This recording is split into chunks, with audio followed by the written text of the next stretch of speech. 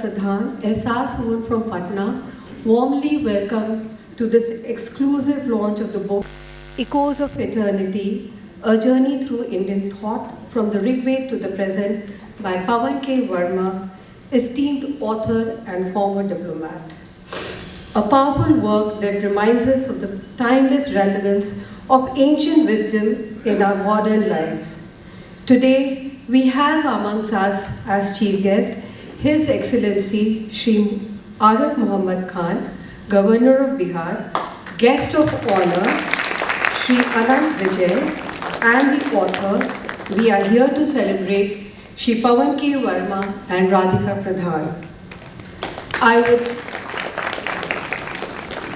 I would like to invite on stage Mr. Siddharth Jain, General Manager, Taj City Centre, Patna, to felicitate our esteemed guests.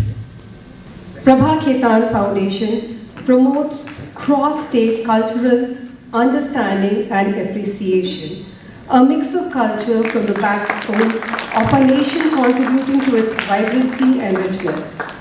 This is to support our ongoing efforts to foster unity and appreciation of the rich cultural heritage across India's diverse states by exchanging cross-city cultural mementos.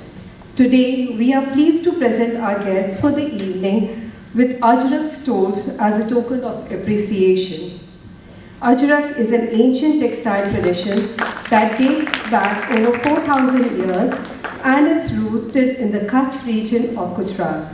It is known for its intricate block printing using natural dyes and its symmetrical geometrical patterns.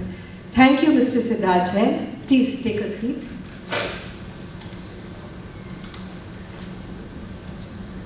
Before we proceed, it would be a privilege to introduce the distinguished guests seated on the stage. Our chief guest this evening is the Honorable Governor of Bihar, Shri Arif Mohammad Khan, who needs no introduction. His legacy is well known, yet with great admiration, I would like to briefly highlight that in addition to being a distinguished politician, he is a prolific writer since his student days. He is the author of the best-selling 2010 book, Text and Context, Quran and Contemporary Challenges. Currently, Shri Arif Mohammad Khan is actively engaged in writing articles and columns on Islam and Sufism. He has also advocated for the abolition of the All India Muslim Personal Law Board and supported the Supreme Court of India's landmark judgment in Muhammad Ahmed versus Shah Banu Begum, which upheld the right of a divorced woman to maintenance. We are truly honored by your gracious presence.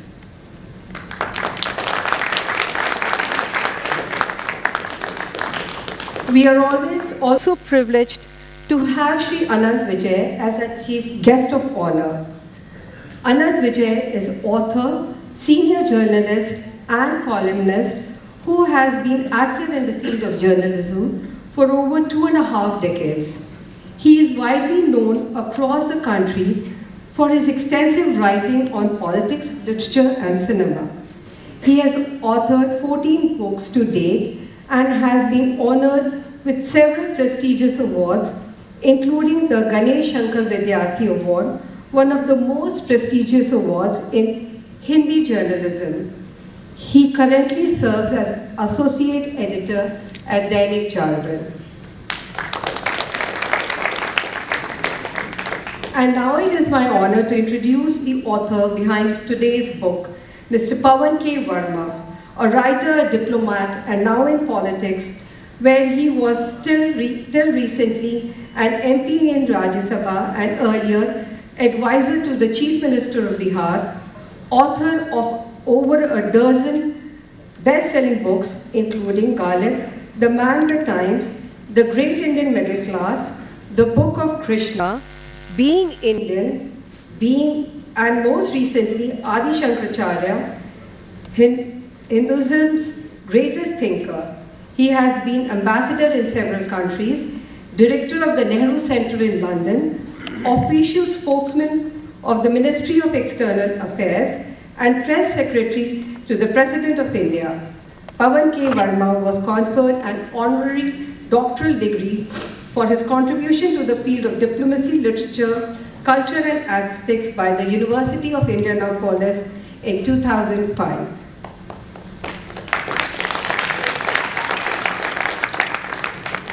A few words about Prabha Khaitan Foundation and its initiative.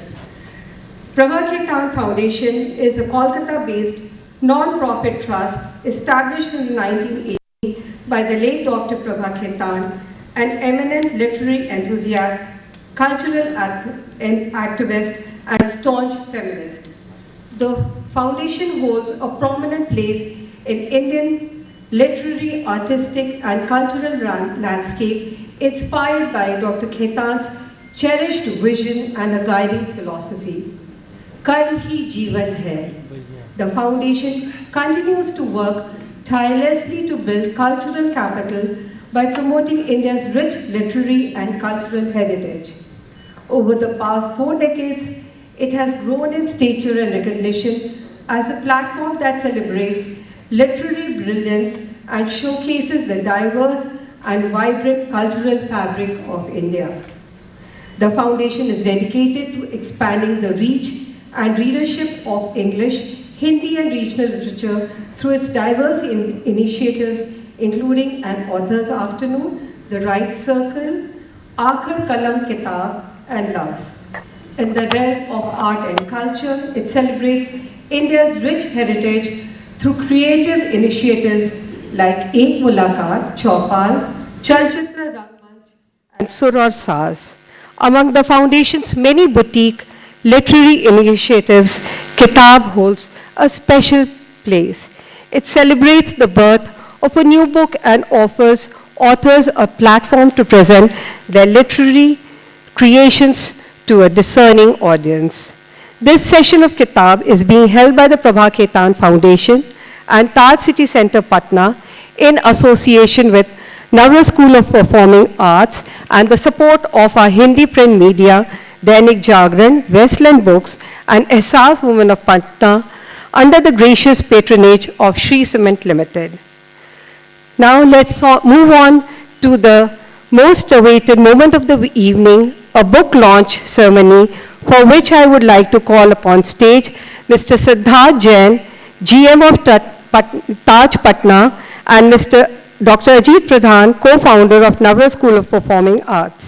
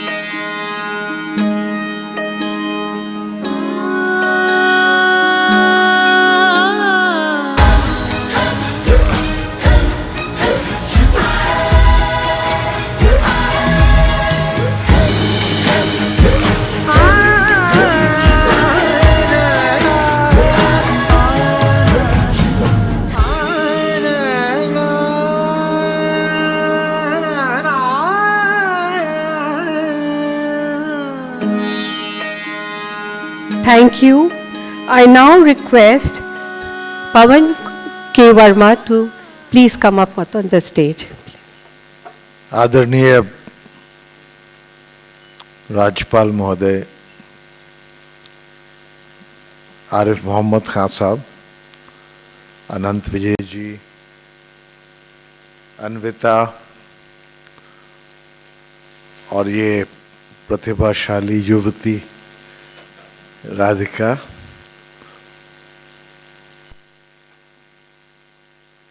I'm delighted and deeply honored, sir, by your gracious acceptance to launch my latest book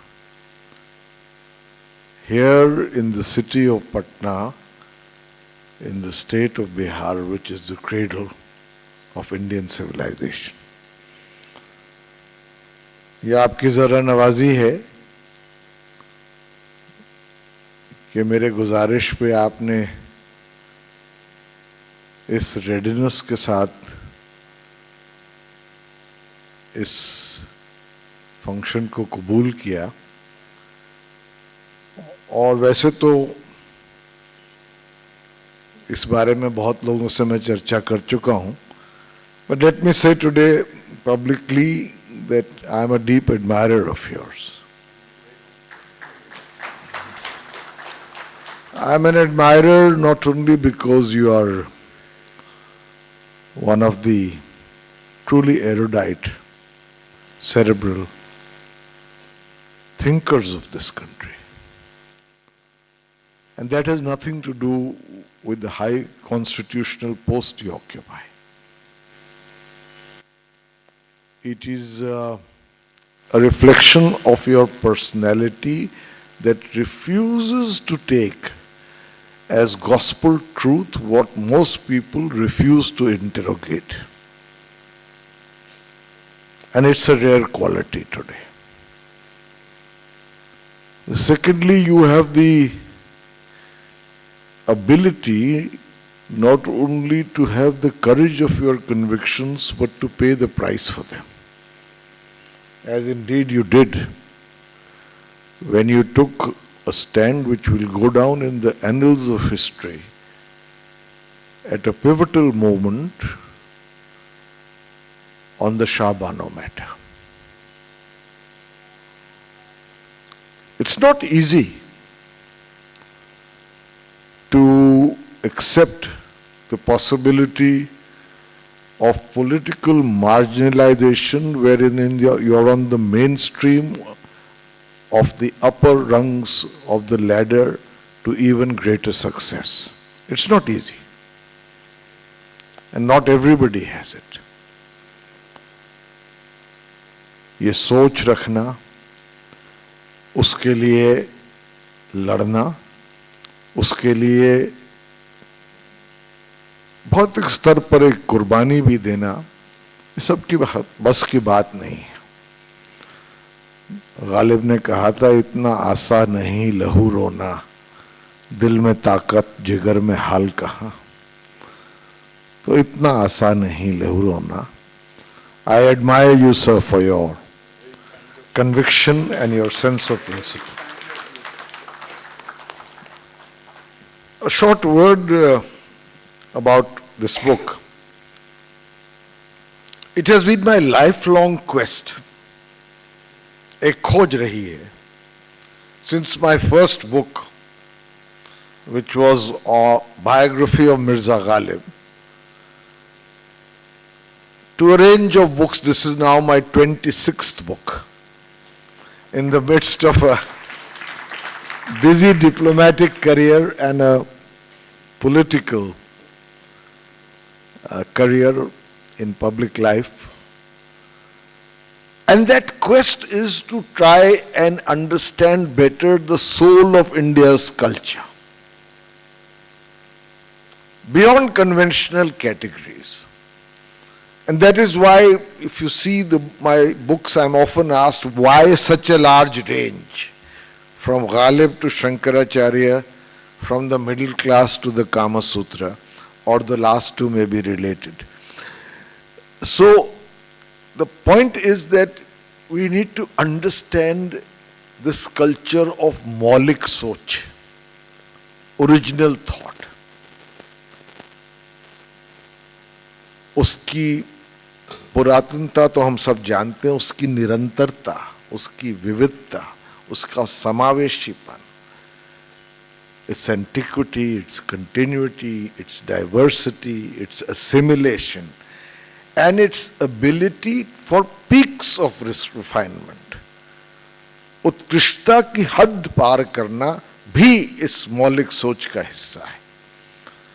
पर अफसोस की बात यह है मैं 2-3 minute और लूंगा sir आपके परमिशन से।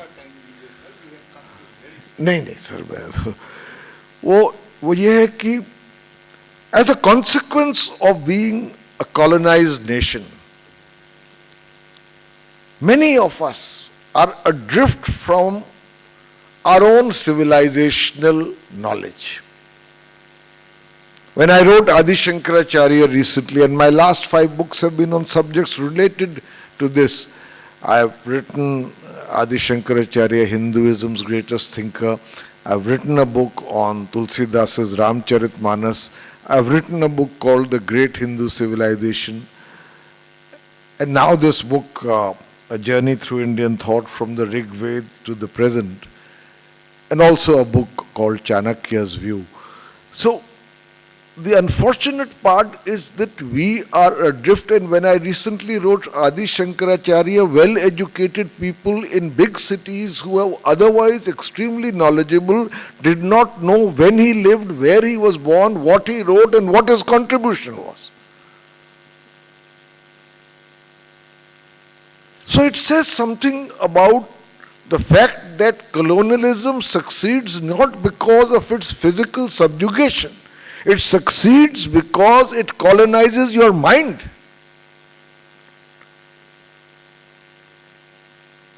And it takes you away from your own knowledge about how rich a legatee you are of such a truly ancient and a remarkable civilization.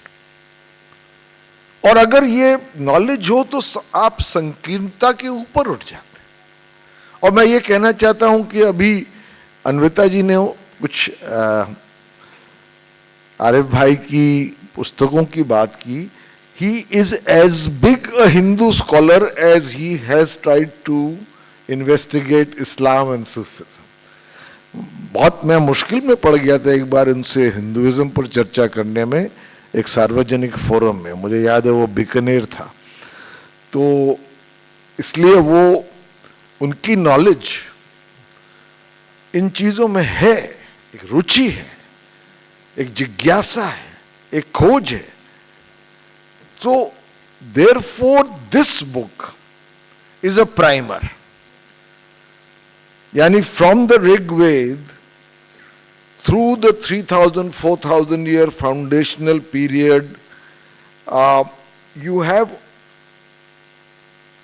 excerpts of all the important texts from my point of view. जब आप एक anthology लिखते हैं तो उसमें कहीं ना कहीं सब्जेक्टिविटी आती है, because it's your choice and who to take. और उसमें ये आरोप लग सकता है कि you have excluded some and accepted some, but that is the precise विडंबना ऑफ आवर हेरिटेज। वो इतनी बड़ा कॉर्पस है कि क्या लो और क्या छोड़ो। मेरी जिंदगी का बस इतना फसाना, किसे याद रखूं किसे भूल जाऊं।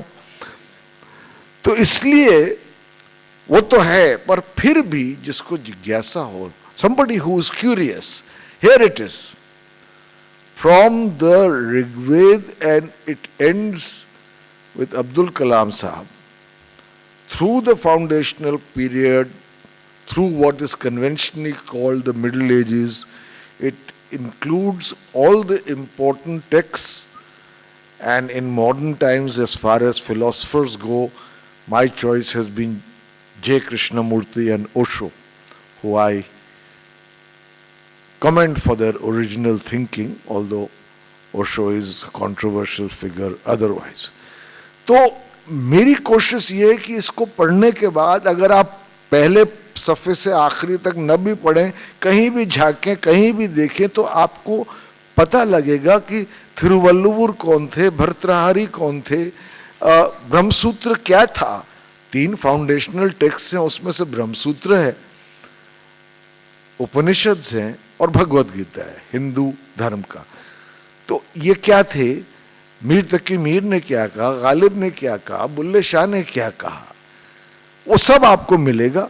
और अगर आपको इनको देखने के बाद थोड़ा सा और अपने संस्कृति के बारे में जानने की एक उत्सुकता हो, तो मैं अपने मकसद में सफल हो गया। बल्कि मैं तो समझता हूं कि स्कूलों में पढ़ानी चाहिए। मैं अपनी पुस्तक की बात नहीं कर रहा हूं, पर इसका जो सब्सटेंस है, जो कंटेंट है, उसकी कुछ चीजें हमारे एजुकेशनल करिकुलम में होनी चाहिए, जिससे बच्चे वंचित रह जाते हैं और वो सतही ज्ञान के साथ बहुत बड़ा डर रहता है कि वो फोटोकॉपी न बन जाए, एंड नोबडी रिस्पेक्ट्स फोटोकॉपीज। तो मैं इतना ही कहूंगा कि this book took me some time because of the process of selection.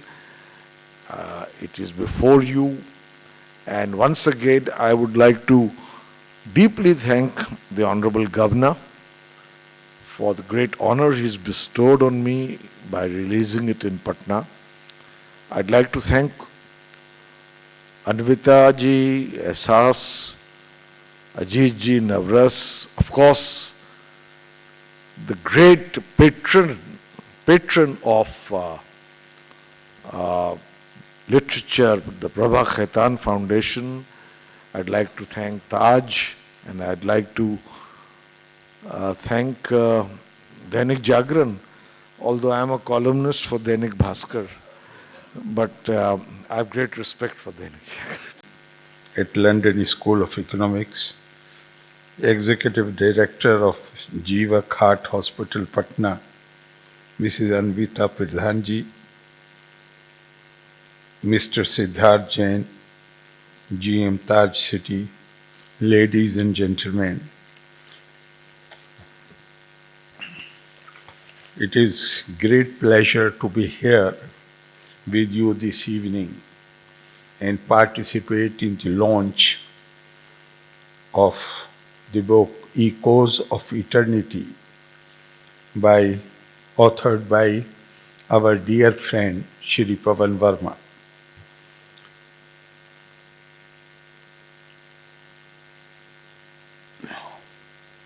I have not been able, and it was not possible to go through the entire book, but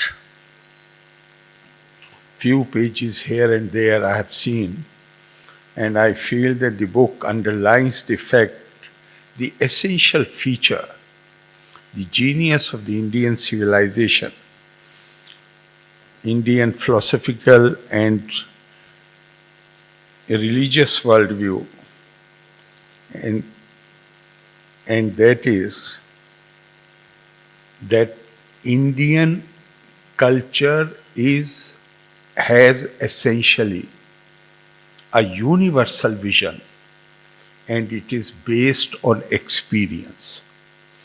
In our spiritual tradition, which has extended over 4,000 to 5,000 years, or maybe more, whenever there were critical times in our history, great exponents of our tradition arose and gave it a fresh lease of life. These exponents, right from Adi Shankara to Swami Vivekananda, they never claimed for themselves any kind of originality.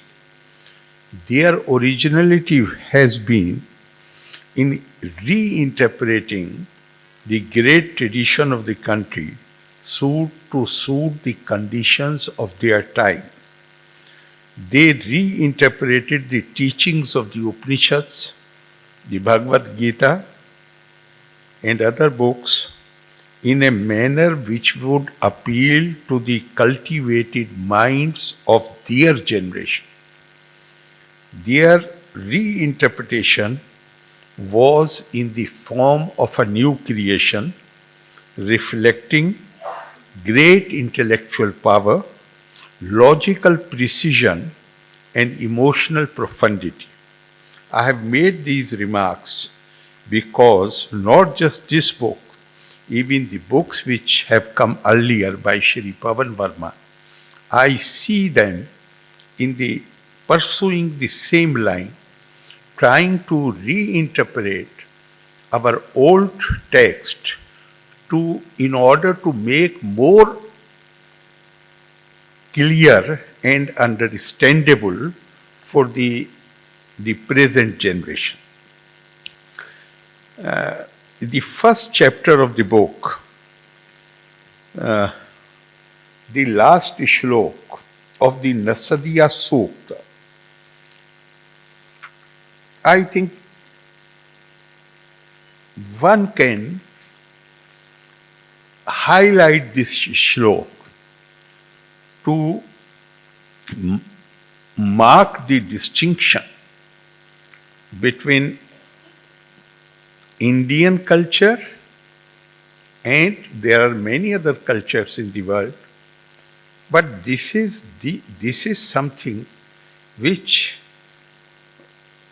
makes a clear distinction or highlights the genius of Indian tradition. This is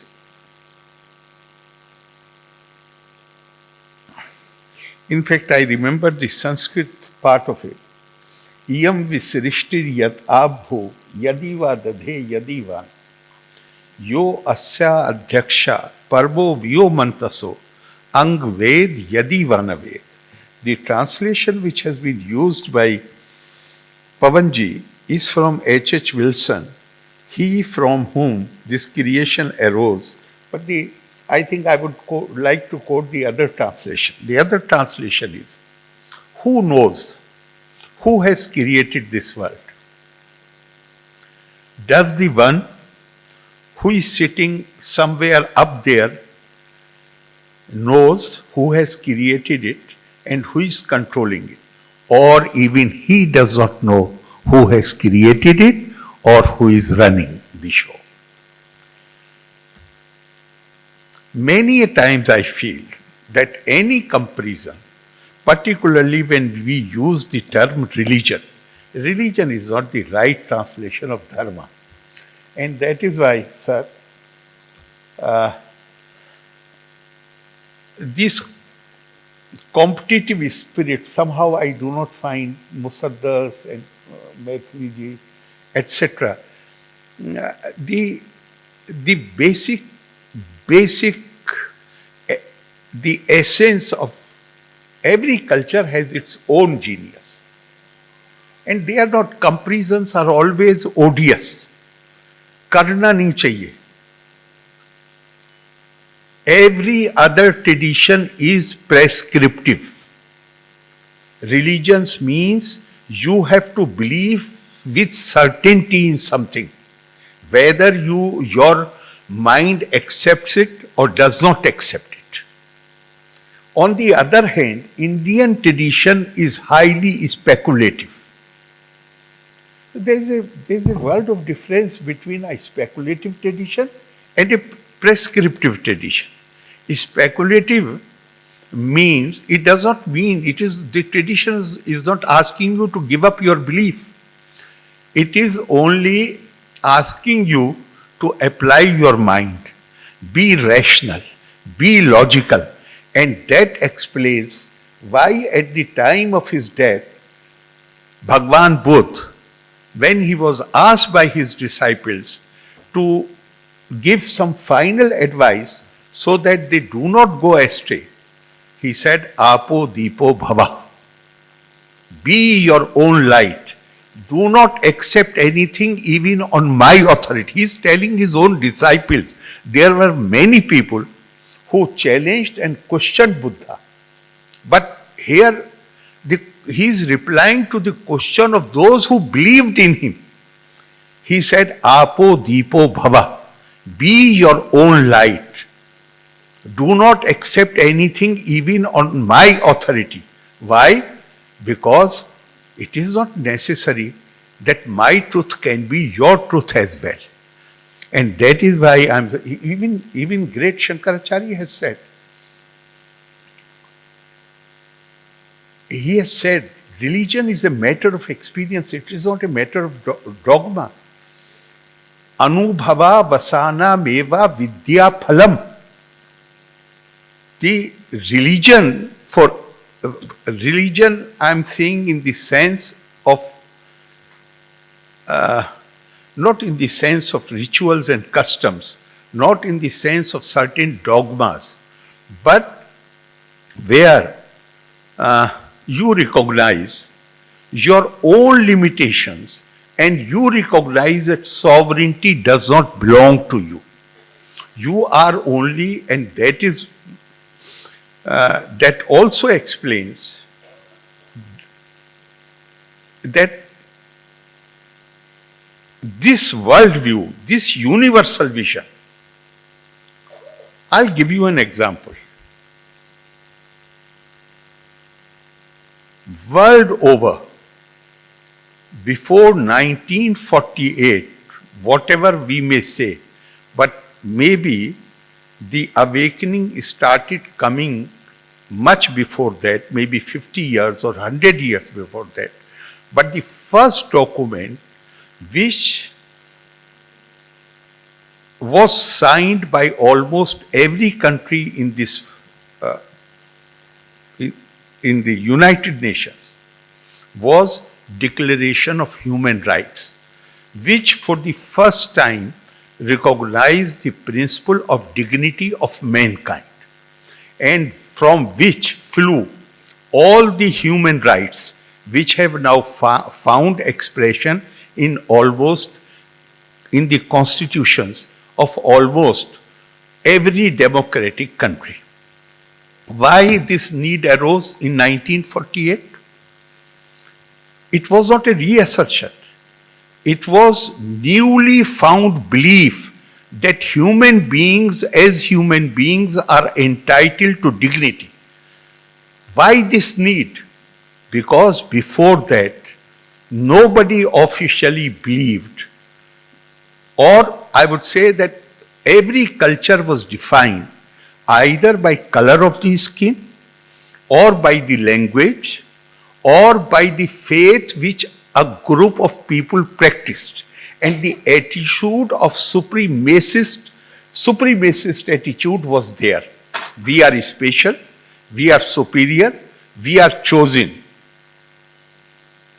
But in 1948, the world accepted the principle of dignity of mankind. Now come to India. At least more than 4,000 years back, the concept which India gave, what was the concept? Divinity of mankind. And divinity of mankind is certainly a principle much more sublime than dignity of mankind. Dignity of mankind is inherent in the concept of divinity of mankind. If I accept your divinity, Deho Devalaya Prokto Jivo Deva Sada Shiva. This human body is only a temple, and the spirit is the Lord Shiva himself.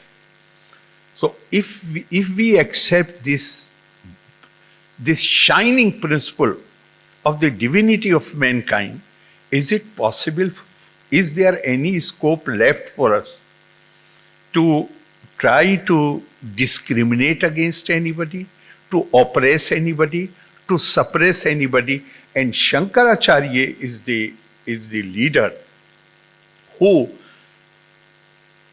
has expounded this under the name of Advaitvad in most effective terms. He says, Shlokardhena Pirvakshyami Yada Vanta Girantha Kotisha Brahm Satyam Jagat Mithya Jivo Brahmeva Napara. I will tell you in one line, Shlokardhena, in half shlok, Shlokardhena, what has been explained or what is contained in thousands of books, and that is that Brahm is the truth, Jagat is mithya, and Jivo Brahmeva Napara. The Jeev as it appears to you is a myth, but the real person and there is no difference between the Paramatma and the Jivatma. Jivo Brahmeva Napara. Elsewhere he says, एताव उपाधि पराजीवा योत्सयो Samyang निरासे न परो न जीवा राज्यम नरेंद्रस्य भटस्य खेटका isthayor pohe na bhato na raja. He says that Paramatma and Jivatma, these are all matters of upadhis. And like a king sitting in his palace and the watchman is standing on the gate of the palace, if you remove the title and if you make them wear the same uniform, same dress, then nobody will be able to recognize who is king and who is the watchman who stands there as a guard. Basically, my point is that possibly I feel as an Indian, I am proud of my cultural legacy. But on the other hand, I feel ashamed of myself, ourselves, because we have not lived up to this great culture. If we had lived up to these ideals, then possibly there would have been no need for the Declaration of Human Rights in 1948. Swami Vivekananda repeatedly said, he said, India has a message to give. India has a message to give. Now the stage of advancement and enlightenment which mankind has reached, now they are not content with a theory which discriminates among human beings, which views human beings differently on the basis of the color of their skin, on the basis of their creed, or even gender. I will give you one example. There are older democracies as far as the parliamentary system is concerned. There are older democracies, but they had never given voting right to their women. In India, at the time of independence, our rate of literacy was only 17%. But we started with universal franchise. Why? Our leaders more broad-minded? They were more noble than others? No, that is not the reason. The reason is that we might have committed practical blunders, but our theory does not, our ideals, our values, they do not allow us to make any discrimination on any of these alienable and variable on the basis of these alienable and variable characteristics. Therefore, we had no option but to start with universal franchise. In fact, till about 150 years, Europe believed that women and people of black skin, they do not have souls. They do not have Atma. On the other hand, in India, not only women and men, but the Indian sages, they saw, Indian thought leaders, they saw Atma even in animals. They saw Atma even in trees, all living beings. And that is why Yoma Pashyati Sarvatra Sarvam Chamai Pashyati Tasya Hamna Pirnashami Sacha Mena Pirnachati. One who views everybody. There is another very powerful shlok from Gita. Vidya Vinay Sampanne Brahmine Gavi Hastini Shuni Chaiv Shwapake Cha Pandita Samdarshana. The real one is who views whether there is an erudite scholar, Vidya Vinay Sampanne Brahmine, elephant, cow, dog, or even a dog eater. One who has realized the divinity of mankind, he will have no option but to view them with the same sightedness. So the point I would like to highlight is that I think books like these are absolutely talking of teaching to the children. I would say they should be prescribed as compulsory reading for everybody. Yes, they should be prescribed as compulsory reading for everybody, because if there are any people who are really unaware of their own cultural legacy, it is we Indians. So we need to, Prime Minister, 2 years back, 3 years back, while speaking from Red Fort on 15th of August, he talked of Panch Piran, 5 vows. The first one was to become aware of your own cultural legacy and be proud of it. If we become aware of our cultural legacy, which refuses to to discriminate against anybody, which views in every being divinity, then certainly we will feel proud of it. And I feel that the world, the mankind today, the stage of development where it has reached, it refuses to accept any theory or any doctrine which makes distinction among the people. They want something which can treat everybody on the same footing. And Indian culture, fortunately, we have been told that whatever diversity we see, this diversity is natural. We must respect it and we must accept it. But this culture at the same time also asks us not to stop there.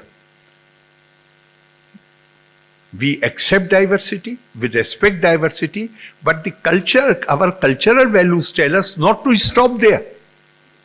Then what to do? Develop your capacity to, behind this apparent diversity, you develop the capacity to see the intrinsic unity.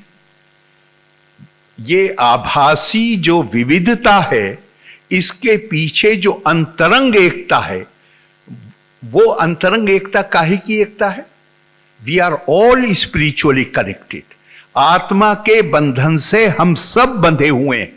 हम mobile पे बात करते हैं. Are you able to see the waves on which your voice travels? No, we are not able to see. Yet we know that there is something, some physical phenomena on which my sound travels and reaches the other person within seconds. Similar, our sages saw this thousands of years back, that we are all spiritually, we are not able to see the spirit. But we can know from our experience that if you, this is what has been highlighted in our tradition, that if you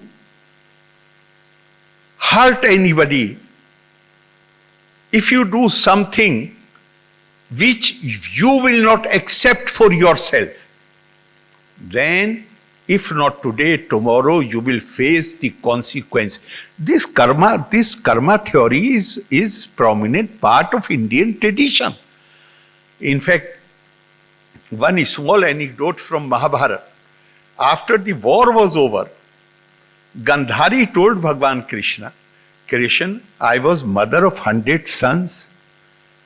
You could have spared at least one, so that I would not have died as a childless mother. Then Bhagwan Krishna told her, who am I to take lives of your children? The poor avatar is telling her that I am nobody. I am not responsible for the death of your sons. You do not remember, as a child, you were a princess, and as a child you were fond of cooking food. You used to go to the kitchen. And one day, you were young, very young at that time, you threw the boiling water on the ground, which went into a hole which was there in the ground, killing 100 eggs of an insect. And that insect cursed you. तुम्हें श्राप दिया. These are the, she says, you yourself are saying that I was a small girl. I did not do it intentionally. Whether you do it intentionally or you do it unintentionally. The consequences of karma will follow you. Even gods are not spared of the consequences of karma. So this great tradition, and it has been earlier, more than 1,000 years back, it was Adi Shankara.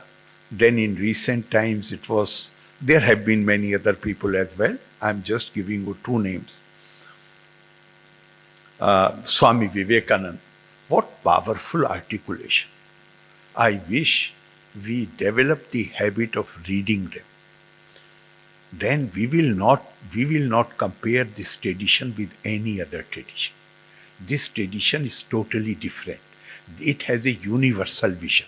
It encompasses everybody. It does not just what Swami Vivekananda said. Swami Vivekananda, in his letter to Sister Nivedita, he said, my mission can be explained in simple words.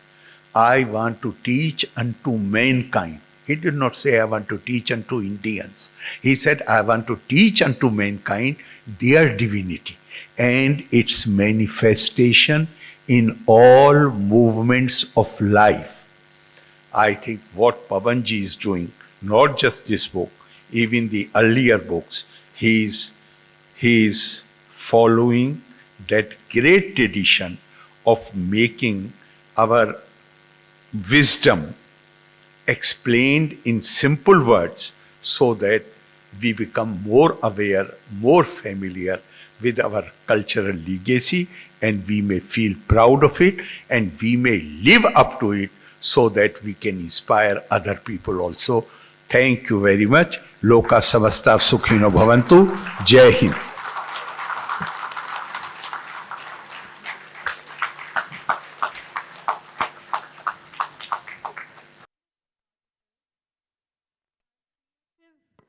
Fiction with the Center of Sexuality and Gender Studies at Ashoka University and for the Gender Law on Violence Handbook at SOAS. Radhika is engaged in community organizing and research facilitation with the Sussex Center for Cultural Studies at the University of Sussex. I request Shri Pavan K Varma and conversationalist Radhika Pradhan to commence with the conversation. Thank you. मैंने राज्यपाल महोदय से इसरार किया कि the younger generation, तो आप थोड़ी देर बैठ जाएं, और आपने बड़ी कृपा की। जी राधिका। सबसे पहले तो I am honored to be here today in conversation with Mr. Pavan K Varma, an author and thinker whose writings have explored India's cultural, political and intellectual landscape from depth and clarity. So to begin with, I would like to ask you, as you trace Indian thought within a post-colonial context, how do you navigate the challenges of over-glorifying the pre-colonial past? You see, there is a natural tendency of post-colonized cultures to go to two extremes. One is cultural amnesia, and the other is cultural over-glorification without the knowledge to back it. Colonial amnesia is the designed objective of the colonizer in order to be able to make the ruled adrift from the strengths of the sources of their own cultural heritage and prove that they are ordained to rule over you. And unfortunately, in this process, they co-opt a great many Indians, including especially the educated circles. The other extreme is that to overcompensate for this co-option, we overglorify the past and come up with what I call the Dinanath Batra school of history, which says that in the remote past there were aeroplanes, there were cars, there was IVF, and so on and so forth, which trivializes history. It trivializes the grandeur of the past. Now, we in the modern period need to find the modus vivendi, the middle ground between A, resurrecting our knowledge of the past, and B, doing so in a manner by which we understand its profundity without necessarily doing it xenophobically. Now, it's a challenge. Non-colonized countries don't face it. Colonized countries face it. Thank you for bringing in the colonial amnesia that we as scholars definitely go through. So, along these lines, my next question is about your exploration of Hindu thought that you did through the Hindu religious scriptures. These thoughts foregrounds the scriptures' intellectual and spiritual core. Yet today, across the world, religion is often politicized, with its spiritual and intellectual depths being pushed to the margins. So, in this context, how do you see the politicization of Hindu religion impacting its spiritual and intellectual legacy? It's increasing more. In other words, religion as an overt feature is overwhelming more successfully its spiritual underpinning, which creates divisions. Because spirituality by definition unites. And religion in vested hands inevitably divides. Wars have been fought. I'm not only talking of contemporary times, I'm talking in the past over religion. So, how you use religion in order to understand its spiritual basis should be the pursuit of religion. I'm not saying that you abdicate religion, but you pursue religion understanding or trying to understand its spiritual foundations. And that is something that we especially need to do today, not only in India, but worldwide. Because ultimately there is a universal truth common to all religions, which was said by our sages thousands of years ago, ekam sat vipraha bahuda vadanti.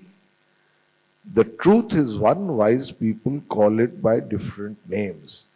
And hearing the exceptionally learned lecture by the Honorable Governor, I was reminded of the first line which I saw when I entered Parliament, Udara Charitanam Vasudhaiva Kutumbakum. It's written at the entrance.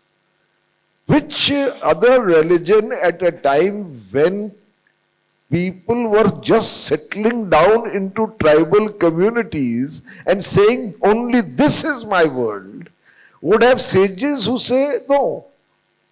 For the big-hearted, the whole world is your family. At a time when people were building walls around their expression and belief, here were our sages saying, Ano bhadraha kritavo yantu vishvatah. Let good thoughts come to me from all directions. So, that is the foundation of the spiritual basis of religion. Well, thank you for that distinction. That is definitely necessary for us to learn about. Now, talking about the scriptures, I want to focus on your chapters on Dr. B.R. Ambedkar, widow remarriage, Dr. B.R. Ambedkar, widow remarriage, and sati, which underscores how India's intellectual history has been deeply intertwined with systems of social oppression.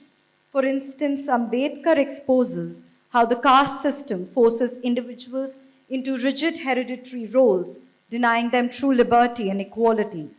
Similarly, scriptural sanctions on sati and the restrictions on widow remarriage reveal how social norms were codified in ways that curtailed women's agencies. So, given this complex legacy, how do we reconcile celebrating India's cerebral history while acknowledging that parts of that history were built upon structures of caste and or gender oppression? It's a very good question again, and actually I would recommend to you with great humility that you read my book, The Great Hindu Civilization.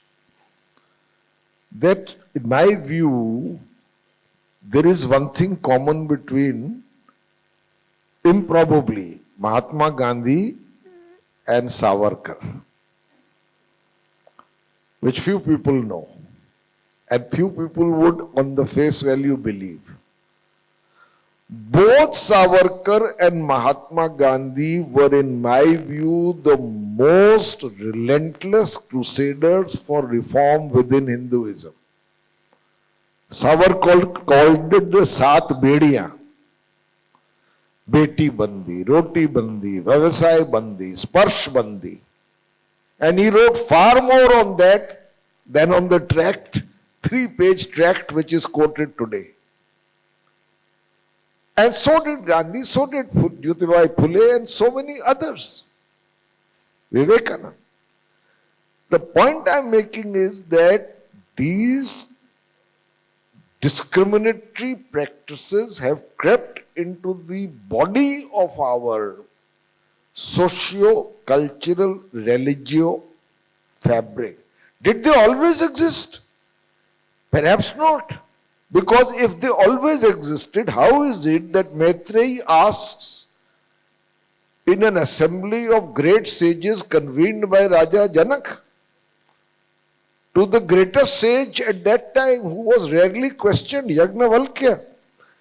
She questions him. It's recorded in the Upanishad.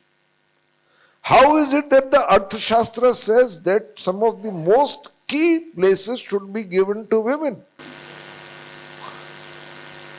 Equally, a new research is showing, and there is a book by, if I am not mistaken, Tony Joseph, which shows that the examination of skeletons that have been rediscovered from the era previous to the 1st century CE, or what is called AD, shows that there was within the hierarchical, within the occupational labeling of caste, neither hierarchy nor the ban on intermixing. So these evils crept in, and they have crept in by now. By careful study, we can say sometime around the turn of the millennium, around the 1st century CE. And they have been done by vested interests, because vested interests have always used religion to perpetuate discrimination in their favor. That is gender disparity. And these are problems that, in spite of the greatness of our culture, in spite of what Arif Bhai said, that there is an inherent divinity. After all, Adi Shankaracharya met a so-called, what is called Chandal, or I didn't want to use the word Chandal in those days, who said, and the people tried to remove the untouchable from his presence. And then the Chandal said, Ki you say that I am Atma Brahm. Aham Brahmasmi. The same Atma is in you and me, then where is the hierarchical difference? Questions like this were raised in the past. And at that very moment, Adi Shankaracharya composes his shlok Pancha Isha Pancham, where each line ends with Chandala Hostu So, Dvijos Stuna, Gurureshya Manisha Mama. Not I think it is my resolve to treat you as my Guru. It is Manisha Mama. So, these questions were raised, and at a theoretical level they cannot stand. But at a practical level they do, and they remain a challenge before Hinduism in spite of its otherwise established loftiness. Yeah.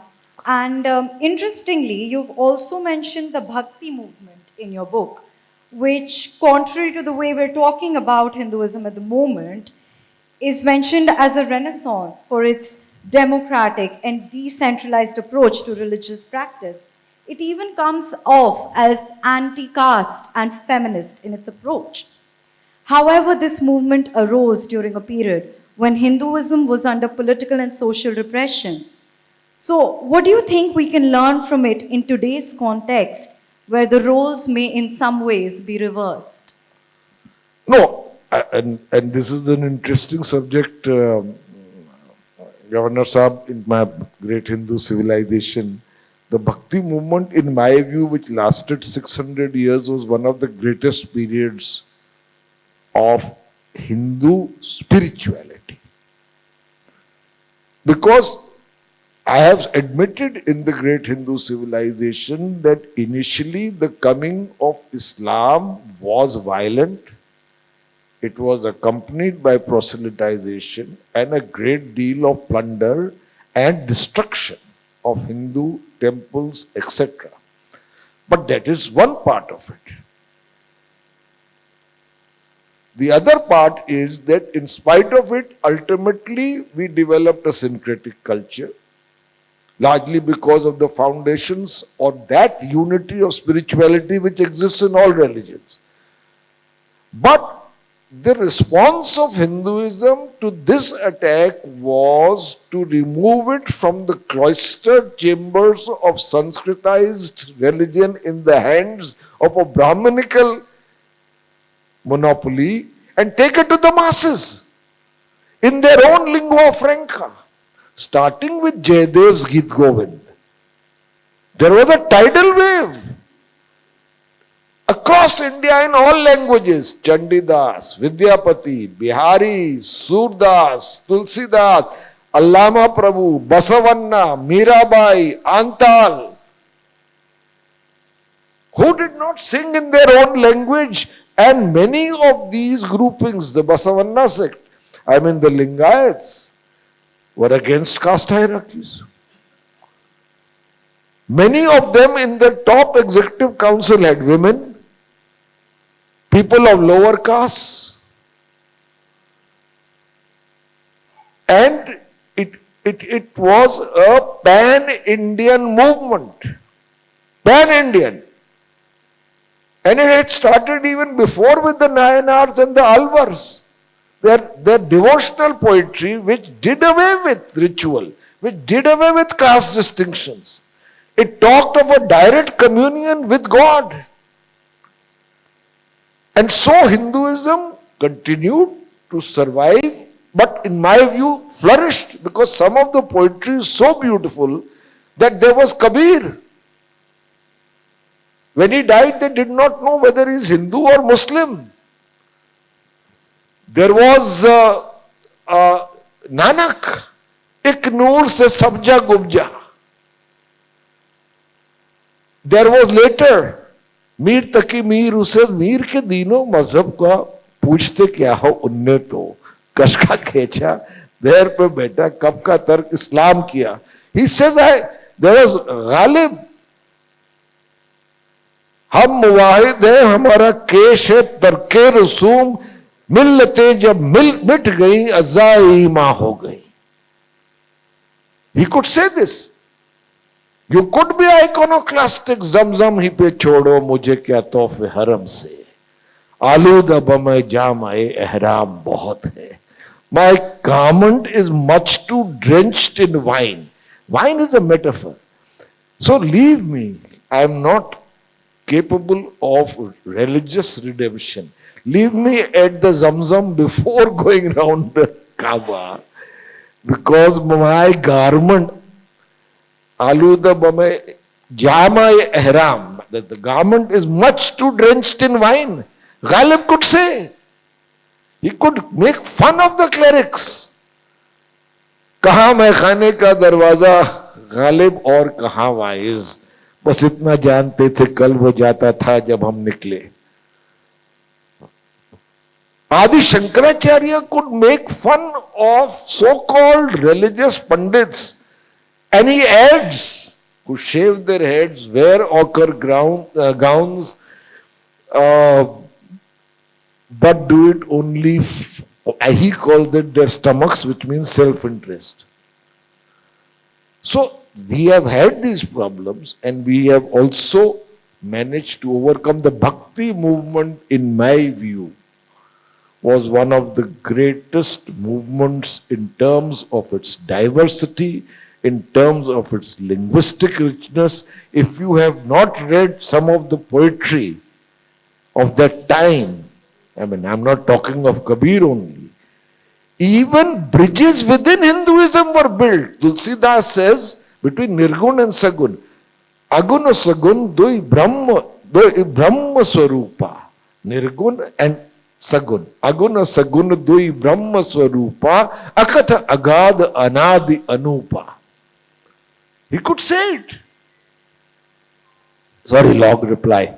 No, not at all. Ji, carry I'll on. come to the final few questions now. Your book is subtitled A Journey Through Indian Thought. Yet this journey unfolds predominantly through the writings and ideas of Indian men. Now, you've strongly accepted this criticism of inclusions and lack of inclusions in your other launch events and even today. So that the why and the inclusion is not my question. My question is, with what you've included, then how do you ultimately define Indian thought?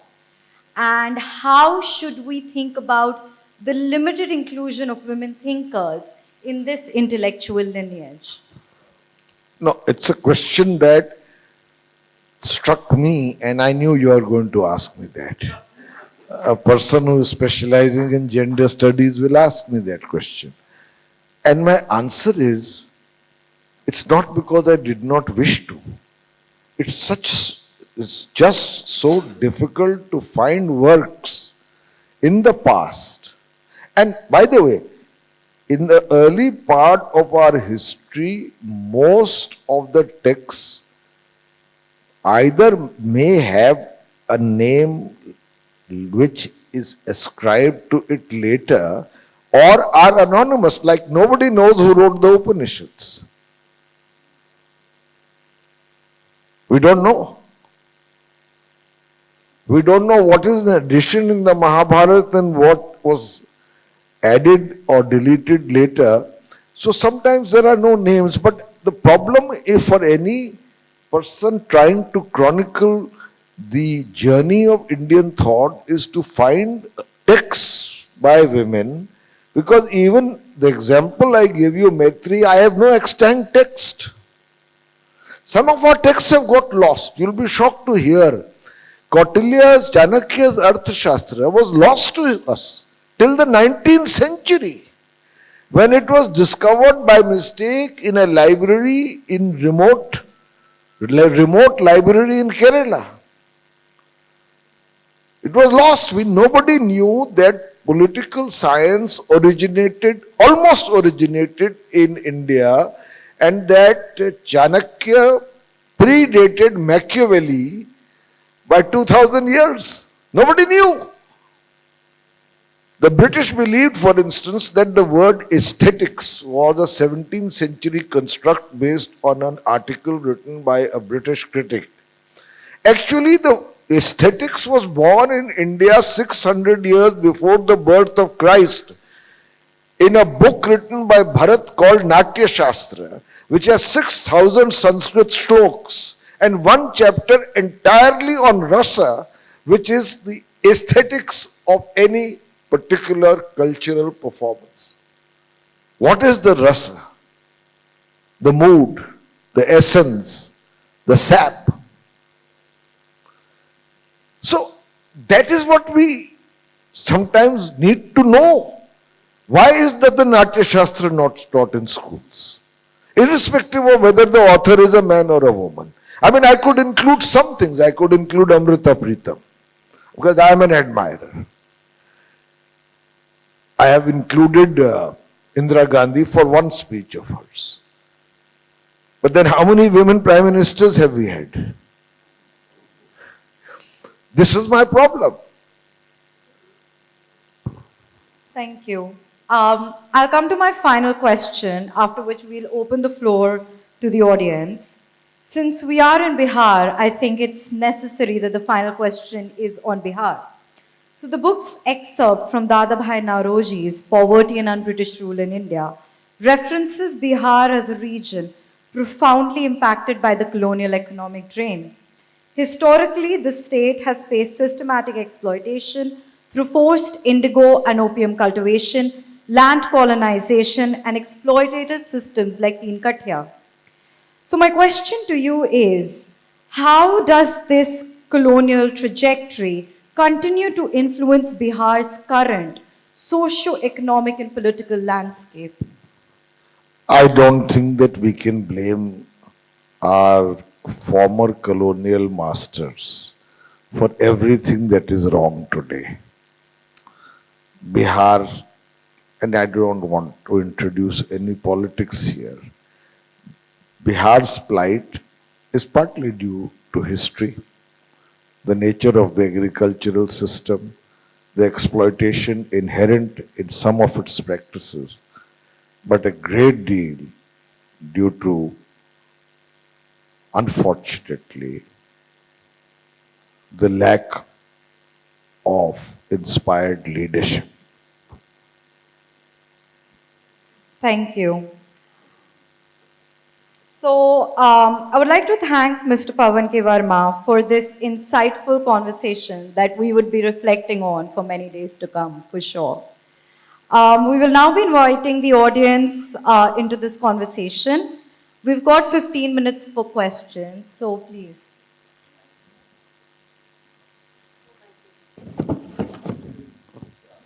Radhika, that was very good. Thank you.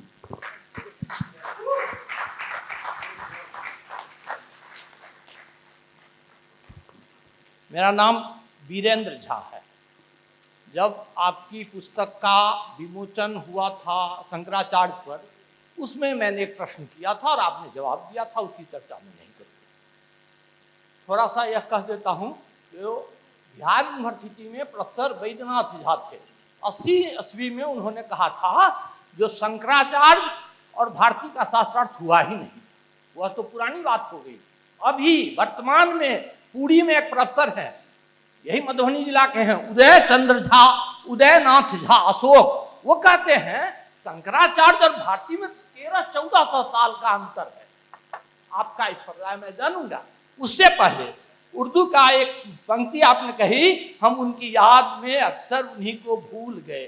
14वीं शताब्दी में विद्यापति ने कहा है कि अनुखन माधव माधव रटैत सुंदरी भेल मधाई, वो निज भाव स्वभाव विचरल आपन गुण बुधाई।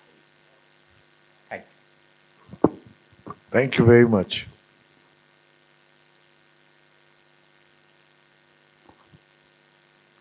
I see that there are no other questions. That was a comment. I receive one raised hand. नमस्कार सर, आपसे पहले भी आपसे रूबरू हम लोग हुए हैं आदि शंकराचार्य पुस्तक के दौरान, तो बहुत सौभाग्य की बात है कि फिर से आज आपका दर्शन हो रहा है। आपने जो काम किया है मुझे लगता है सचमुच ही असाधारण है, उसकी प्रशंसा जितनी की जाए कम है। लेकिन मेरा जो प्रश्न है बहुत संक्षेप में, आज एआई का ज़माना आ रहा है, हमारा युवा वर्ग जो है तकनीक की ओर भाग रहा है, चारों ओर विज्ञान का बोलबाला है, लेकिन आपने ज्ञान के दुर्ग में सेंध लगाई है। तो आप बताइए, अब हमारे युवा वर्ग जो वैज्ञानिक इंक्लिनेशन जिनका विज्ञान की ओर है, उन्हें इस तरह के ज्ञान की ओर कैसे खींचा जाए? आप चाहें तो एआई के जरिए भी कर सकते। और मैं इसको मजाकिये अंदाज से नहीं कह रहा हूं। देखिए, विज्ञान का सदुपयोग भी हो सकता है, दुरुपयोग भी हो सकता है, और ये जरूर सच है कि शायद पढ़ने लिखने की परंपरा या आदत या झुकाव या रुचि शायद because of the overwhelming nature of information coming to you through both wanted and unwanted sources has become so vast. पर मैं समझता हूं कि अगर एआई के माध्यम से आप जो न कर पाए हों 20-25 साल तक, उसको गति दे सकें, खासतौर से उन पहलुओं के अपने संस्कृति के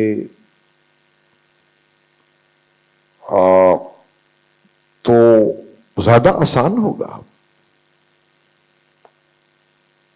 पहले टीचर खुद समझे तो सिखाए,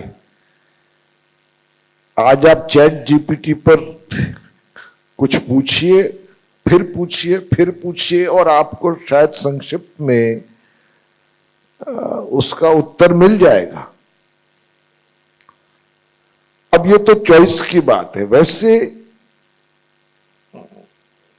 हर साल मिनिस्ट्री ऑफ कल्चर का बजट में कुछ कटौती होती है, और जो कट के भी मिलता है उसमें से, पता नहीं आनंद जी शायद वाकिफ हों, कुछ बच ही जाता है, खर्चा नहीं होता है। और पहले तो कम से कम ये एक अजीबोगरीब परंपरा थी कि मिनिस्टर ऑफ कल्चर, जो इस देश में बहुत बड़ा एक, मैं समझता हूं, महकमा है जहां बहुत काम हो सकता है और यहां जरूरत भी है, हमेशा होता था minister of tourism and culture, जो ना तो टूरिज्म करता था ना कल्चर, और जिसको उन दोनों के बारे में पता नहीं होता था। मैं मिसाल नहीं देना चाहता हूं, बहुत कई हैं। तो एक तरह से we have ourselves not done enough, or if we have tried to do so, often it has been tainted by other considerations. मैं एक मिसाल देता हूं, मेरे समझ से, अभी मैं दिल्ली में एलएसआर कॉलेज में कुछ दिन पहले I was speaking on the psychology of the Gita, some foundational lecture. तो मेरे समझ में Gita is about answering the often faced existential dilemma of a human being, the motivational void, कि मेरे प्रयास का फायदा क्या है जब किसी कोऑर्डिनेट पे कंट्रोल नहीं, ये भी नहीं मालूम क्यों जन्म हुआ, और ये नहीं मालूम कब सामान 100 बरस का, पल की खबर नहीं। ये हो सकता है, it can strike people at any time, it happened to Krishna. तो उस एग्जिस्टेंशियल डिलेमा का practical answer Krishna provides, not in moral categories, not in religious categories, through an extremely practical formula called निष्काम कर्म। भाई कर्म के बिना तो आप नहीं रह सकते, पुरानी कहावत है, शेर भी उठेगा नहीं तो खाएगा क्या। कर्म तो करना है, पर जहां तक आप कर सके उसको as an act of consecration, and leave the thought and the agitation of its reward, you will live a happier, more peaceful, more content, more stable, and perhaps more joyful life. The practical wisdom है। Thank you sir. मैंने कुछ गलत कह दिया लगता है। Good evening, Pavanji. I would like to further the question of Radhika and ask you what is going to be your next book. Is it going to be about all the female thinkers and leaders of our nation?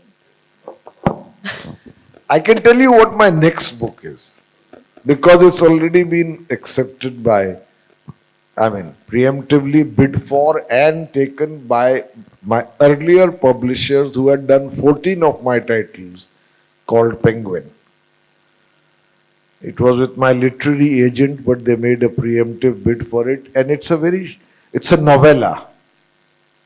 I have written one other novel, which is called When Losses Gain, which was also signed for a Bollywood film. I got an advance also, but the film has not been made as yet.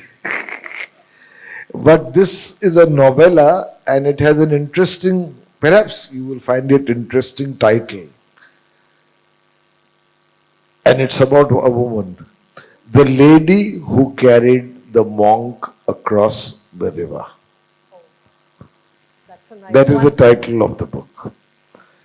And it's not a long book, it's a novella. It should be out in a few months. But after that, I actually want to explore far more two schools of thought.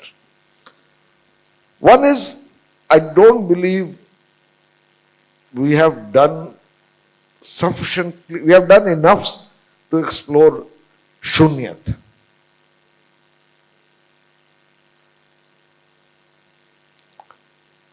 That elevated emptiness of Nagarjuna and Buddha and its correlation with Brahma. And secondly, I want somewhere to correlate it with a totally different stream of thought, which is that of the Charvaks,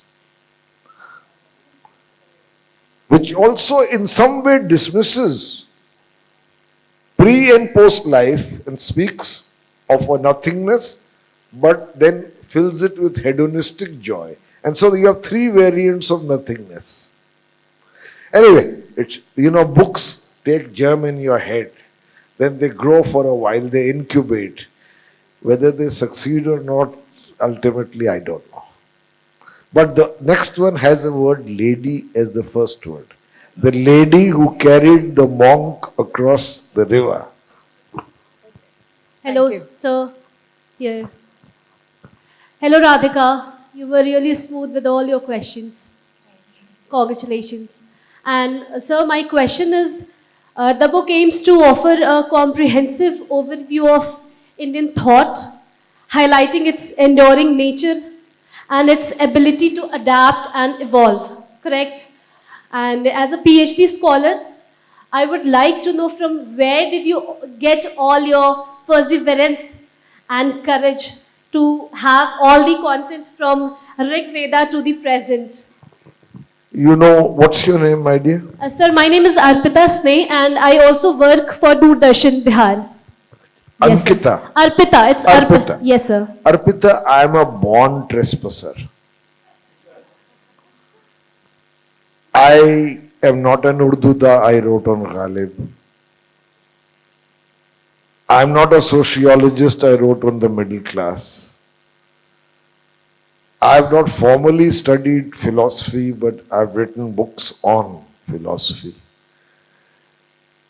And I'm not a monk, never have I also been carried across a river by a lady. So, you can call it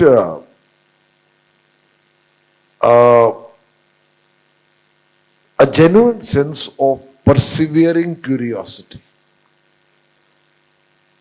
which makes me go into areas which I have no formal study or training.